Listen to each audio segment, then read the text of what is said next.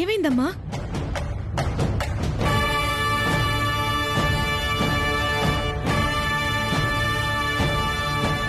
నన్ను క్షమించండి.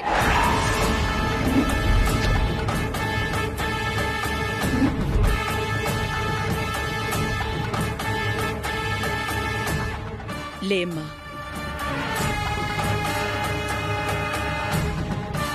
ఈ ట్విస్ట్ ఏంటి? అమ్మవారి మీద ప్రమాణం చేయమంటే మా అమ్మ కాళ్ళ మీద పడ్డావేంటి? అమ్మవారిని చూసి టెన్షన్ పడినట్టుంది. ఈ ప్రమాణాల సంగతి తర్వాత చూసుకుందాం. నా వల్ల కాదమ్మా. నేను నిజం చెప్పేస్తాను. ఏం నిజం?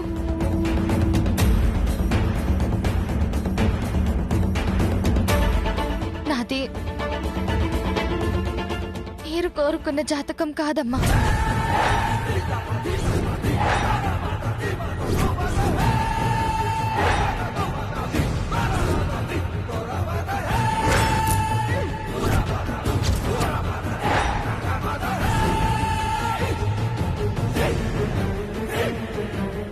మంచి కుటుంబంలోకి అడుగు పెట్టాలన్న ఆశతో నేను,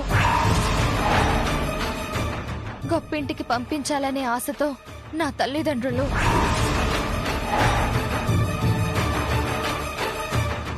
పంతులు గారికి కూడా నిజం చెప్పకుండా మీరు కోరిన జాతకాన్ని పుట్టించి మిమ్మల్ని మోసం చేశారు.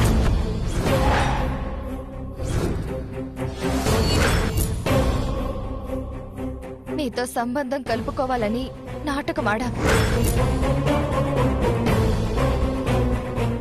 కానీ నేనిప్పుడు అమ్మవారి ముందు నేను అబద్ధం చెప్పలేను.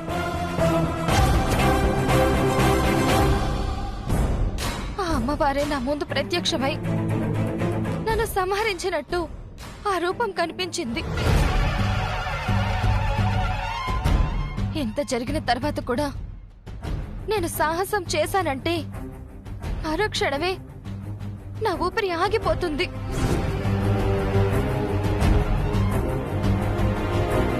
మీ ఇంటికి కోడలిగా వచ్చే అర్హత నాకు లేదు.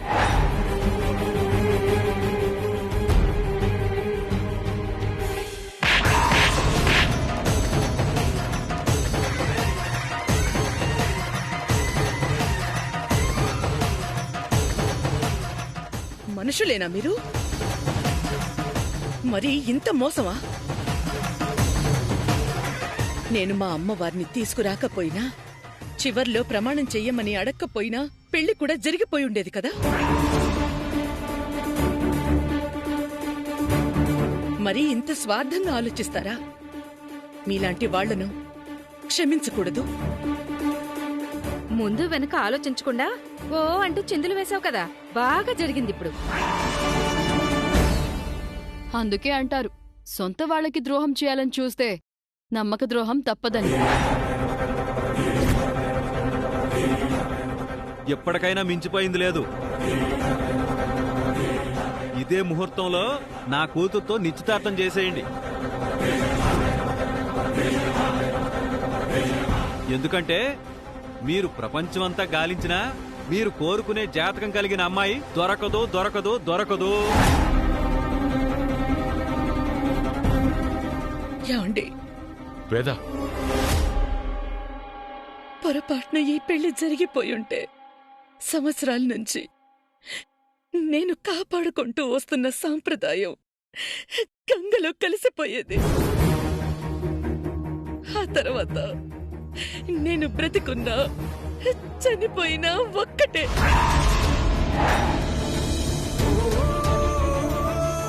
లేదు వేదవతి, పెళ్లి మండపంలోనైనా చివరి నిమిషంలో ఇలాగే జరుగుండేది. ఎందుకంటే ఇదో దైవ కార్యం. మనల్ని ఎవ్వరూ మోసం చేయలేరు.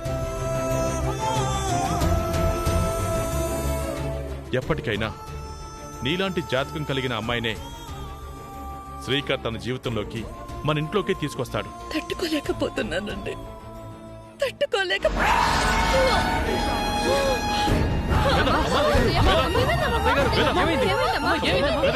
వేద ఏమైంది వేద వేద అమ్మా అమ్మా ఏమైందమ్మా ఏమైంది వేద అమ్మా వేద అమ్మా అమ్మా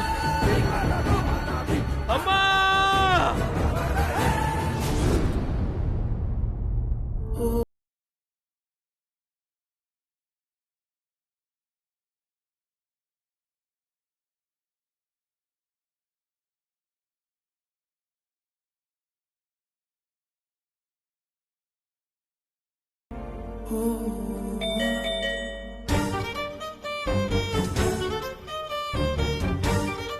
ఆయన వచ్చేసారు.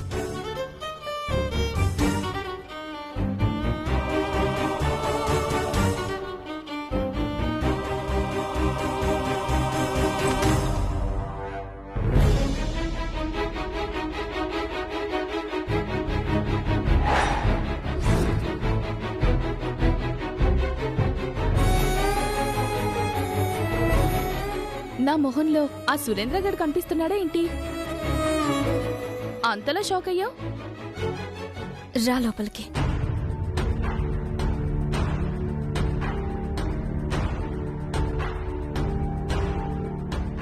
కూర్చో.